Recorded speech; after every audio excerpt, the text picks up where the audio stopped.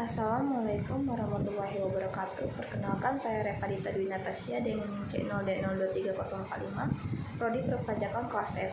Di video kali ini saya akan menjelaskan hasil dari makalah saya yang berjudul Menghitung dan Mencatat Secara Akuntansi Mengenai Angsuran Pajak. Yang pertama yaitu konsep perhitungan dan pencatatan PPh pasal 25. Pengkreditan pajak masukan tidak dapat diberlakukan bagi pengeluaran untuk 1. Perolehan BKP atau JKP yang tidak mempunyai hubungan langsung dengan kegiatan usaha. 2. Perolehan dan pemeliharaan kendaraan bermotor berupa sedan dan stadion wagon kecuali merupakan barang dagangan atau disewakan.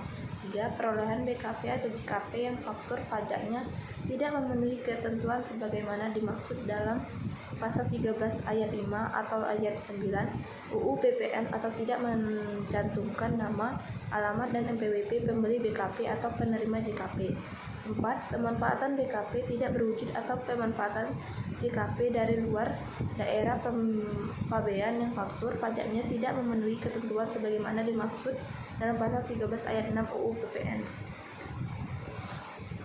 Selanjutnya, mekanisme pengkreditan pajak. Aturan mengenai mekanisme pengkreditan pajak masukan secara khusus diatur di pasal 9 UU PPN sebagai berikut. 1. Pajak masukan dalam suatu masa pajak dikreditkan dengan pajak keluaran dalam masa pajak yang sama. 2. Pajak masukan dikreditkan harus menggunakan faktur pajak yang memenuhi persyaratan sebagaimana dimaksud dalam pasal 13 ayat 5 dan ayat 9 UU PPN. 3. Apabila dalam suatu masa pajak keluaran lebih besar daripada pajak masukan, selisihnya merupakan pajak pertambahan nilai yang harus disetor oleh pengusaha kena pajak. Sebaliknya, apabila dalam suatu masa pajak masukan yang dapat dikreditkan lebih besar daripada pajak pengeluaran, selisihnya merupakan kelebihan pajak yang dikompensasikan ke masa pajak berikutnya atas kelebihan pajak masukan yang dapat diajukan permohonan pemberian pajak akhir tahun. Kelebihan pajak masukan di atas dapat diajukan permohonan pengembalian pada setiap masa pajak oleh 1. Pengusaha kena pajak yang melakukan ekspor BKP berwujud. 2. PKP yang melakukan penyerahan BKP dan penyerahan JKP kepada pemohon PPN. 3. PKP melakukan penyerahan BKP atau penyerahan JKP yang PPN tidak dipungut. 4. PKP yang melakukan ekspor BKP tidak berwujud. 5. PKP yang melakukan ekspor JKP. Terakhir yaitu jenis pajak yang dikreditkan.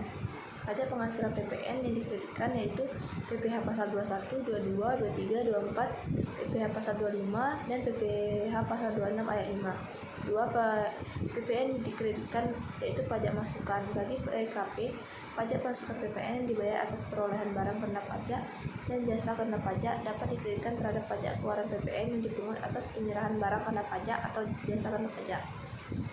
Demikianlah yang dapat saya sampaikan. Saya mohon maaf apabila ada kesalahan. Saya akhiri. Assalamualaikum warahmatullahi wabarakatuh.